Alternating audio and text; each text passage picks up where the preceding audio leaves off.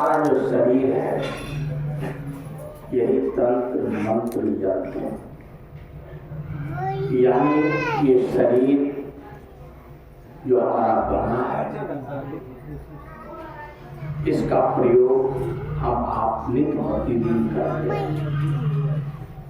अगर शरीर में यंत्र नहीं है, आत्मा नहीं है, तो हम चल नहीं पाएंगे। तो हमारे साहब कहते थे कि जब हम अस्त्रोत हो जाते हैं पुण्य का, हम चल फिर नहीं सकते, हम किसी को देख नहीं सकते, हम किसी काम के लायक नहीं होते, तो कहा जाता है कि ये किसी का नहीं है। साहब ने जो आपको सूत्र दिया, जैसे आप एक तीर धनुष के बारे में आप लोग जानते हैं। तीर धनुष होता है जो बच्चे लोग भी खेलते हैं, और आदिवासी क्षेत्र में अभी भी तीर धनुष का ही खेल वेल होता है, यानी उससे ही किसी चिड़िया को मारना, किसी को मारना। यानी साहब के कहने का मतलब था कि तंत्र, जब आप सिंह को गुरु बनाए हैं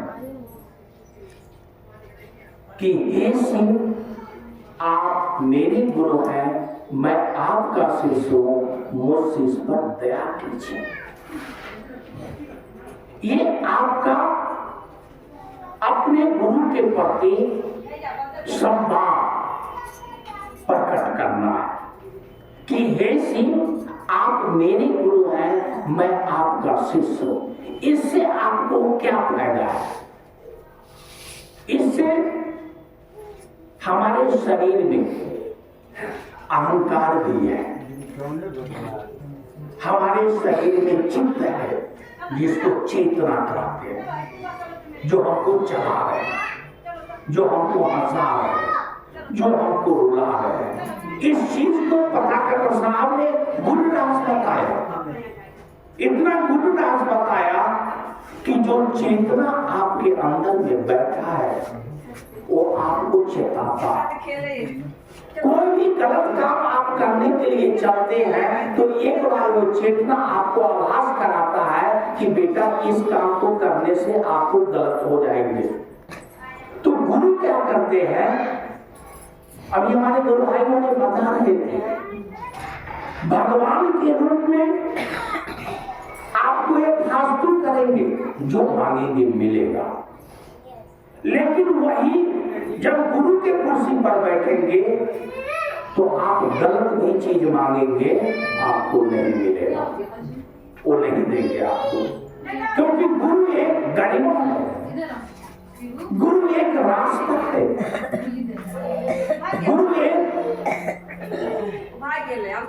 जगह से दूसरी जगह जाने का एक विकल्प है। आपको रास्ता का भी पता नहीं है तो आप भटक जाएंगे। लेकिन गुरु क्या करते हैं कि आपके रास्ता को सरल बना देते हैं और रास्ता को दिखाते हैं, सही राह पर चलने का एक सुधार अवसर प्राप्त करते हैं। यही है शिष्य अनुभूति। साहब की चर्चाओं में शास्त्र से कुछ नहीं दिया गया, शास्त्र में तो भरा पड़ा है, संभवे गुरुदेव गुरु नाम गुरुदेव गुरुदेव गुरु शंकर गुरु, यानी सब लोग लिखा, जिसने जैसा अनुभव किया उसने लिख दिया शास्त्र में, और उसी शास्त्र के माध्यम से एक धरती चल रहा है। लेकिन कहा गया है एक सिक्का के दो पहलू। आप अपने पास जेबी में एक सिक्का रखे हुए हैं, एक तरफ अंक लिखा हुआ है 5 रुपया, 10 रुपया, 20 रुपया 50 रुपया और एक तरफ भारत माता लिखा हुआ है, यानी भारत माता का दृश्य है। आप रहते कहाँ हैं? भारत, ये धरती भावना से भरा हुआ ये धरती पर आप रहते हैं। जब जिसने ये बनाया, जिसने इसको रचा, उनको कितना मेहनत लगा होगा इस धरती को रचने के लिए। उसी धरती को हम लोग को भेजा गया कि इस धरती को आप अमानत रखिए, इसमें कचरा मत डालिए, इसमें गंदगी मत फैलाए। इससे क्या होगा कि वो गंदगी उड़ करके आपके श्वासों में जाएगा, आपको बीमार कर देगा। गुरु क्या करते हैं? भगवान की आप पूजा कर रहे हैं, शिव की पूजा कर रहे हैं, हरवासे का व्रत कर रहे हैं, एकादशी का व्रत, कल ही एकादशी का आपने किया होगा, बहुत गुरुवार की होगी, 16 सोमवार किया। ये सब क्या है?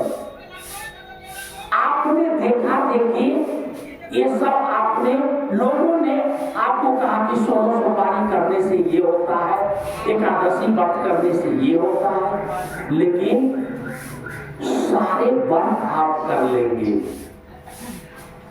एक प्रसंग लिखा है, बिन गुरु, इस प्रसंग को सुनिएगा।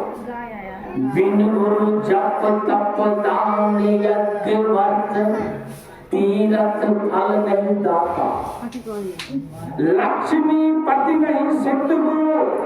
सिद्ध माने यानी पूरे पूर्ण हो जाना। सिद्ध का मतलब जैसे एक चावल आपने अपने बच्चियों को कहते हैं कि बेटी आगे एक डब्बा में चावल रखा हुआ है, लेते आओ, पानी गर्म हो गया है, आधन गर्म हो गया है, इसमें डालना है। लेकिन वही चावल जब सिद्ध होता है तो उसको चावल नहीं कहते, वो भात हो जाता है।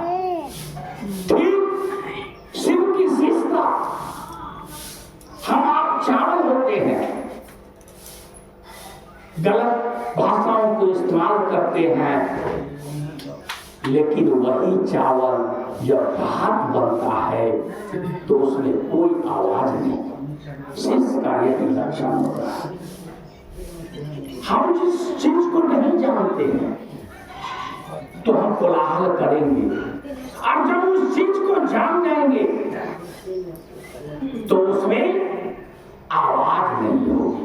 ठीक आपके घर में चावल बनता है, चावल को मुंह में डालने से खटाक खटाक आवाज आता है, और उसी चावल को सिद्ध करते हैं तो भात बन करके मुंह में जाने के बाद कोई आवाज नहीं करता। शिव के शिष्य यही होता है। इसीलिए दरभंगा के चर्चाओं में, राज के मैदान में साहब ने कहा था कि शिव के शिष्य अपने आप को मामूली न समझे। शिव के शिष्य जिस रास्ते से गुजरेगा वो रास्ता सुगंधित होगा। शिव के शिष्य जहां बैठेगा वो घर शांत हो जाएगा। क्यों? आपके गुरु जो है शांत है, आपके गुरु सहज है, आपके गुरु सरल है, आपके गुरु यानी कि दूसरों के लिए मर मिटने को तैयार है। इसीलिए भाई बहन जितना इसको आपने तानिएगा, कहा गया है कि जितना इसको तानिएगा उतने दूर तक वो धनुष जाएगा। और आपको इस बात को समझना है कि आपकी दूरी, आप अपनी दूरी को तय करते हुए कहा गया है कि आसमान भगवान ने, ईश्वर ने सबसे लास्ट में